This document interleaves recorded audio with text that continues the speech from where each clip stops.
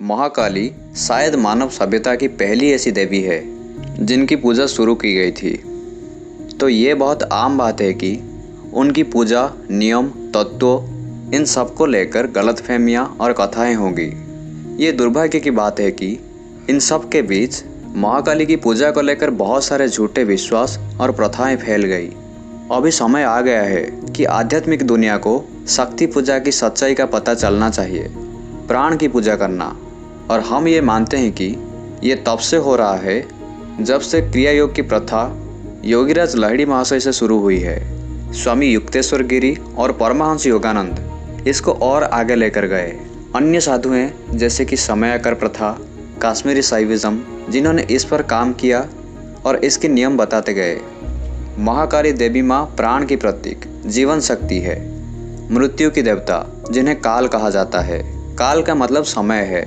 जब महाकाल में ईकार जुड़ता है तो ये महाकाली होता है।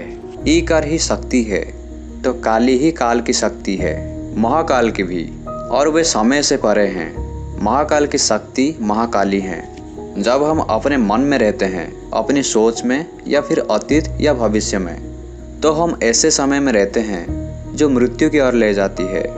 लेकिन जब हम अपने प्राण में रहते हैं, सांस को लेकर समझ बढ़ाते चले जाते हैं, तब हम अपने मन में नहीं रहते, तब हम समय में नहीं रहते, ना ही मृत्यु में। तब हम समय से परे हो जाते हैं और जीवन के साथ हो जाते हैं। जब हम मन में नहीं रहते, हम माया से भी ऊपर उठ जाते हैं। वही जीवन शक्ति ही महाकाली लौकिक शक्ति है। देवी महाकाली शिव के ऊपर खड़ी हुई है, जो कि महाकाल है क्योंकि वही शिव की शक्ति है। शिव, जिन्हें महादेव भी कहा जाता है, जो कि देवों की देव है। महादेव की सबसे बड़ी शक्ति है महाकाली, जो कि सबसे बड़ी देवी है। तो ये देवता या भगवान कौन है? हमारे शरीर में हमारे इंद्रियों और मन, ये सब देवता है जिससे हम सब कुछ जान पाते हैं, जिनके होने से हमारे अंदर प्राण होता है।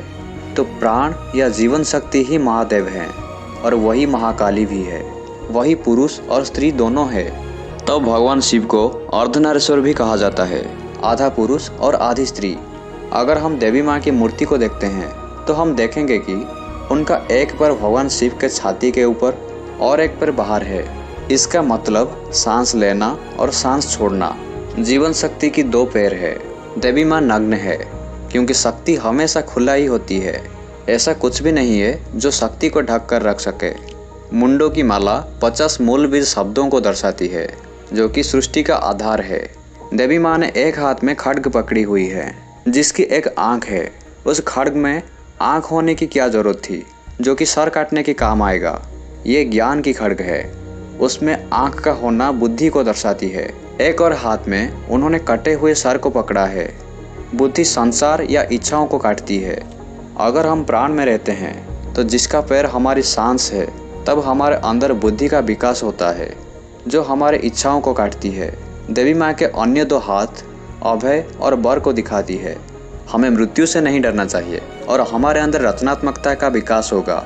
उनकी बाहर निकली हुई जिह्वा स्वाद, जल तत्व और जीवन को दर्शाती है। तीसरी आंख बुद्धि को दर्शाती है। अगर हम महाकाली की पूजा करते हैं तो सब कुछ संभव है। ये किसी संप्रदाय की बात नहीं है, बल्कि वो जीवन शक्ति है। हमारे अपने प्राण, वो इस जगत में बसे हर एक शरीर की जीवन शक्ति है। उनकी पूजा के लिए हमें उनके दो पैरों को पकड़ना होगा, जो कि सांस का अंदर लेना और बाहर छोड़ना है। वो हमारी सांस है।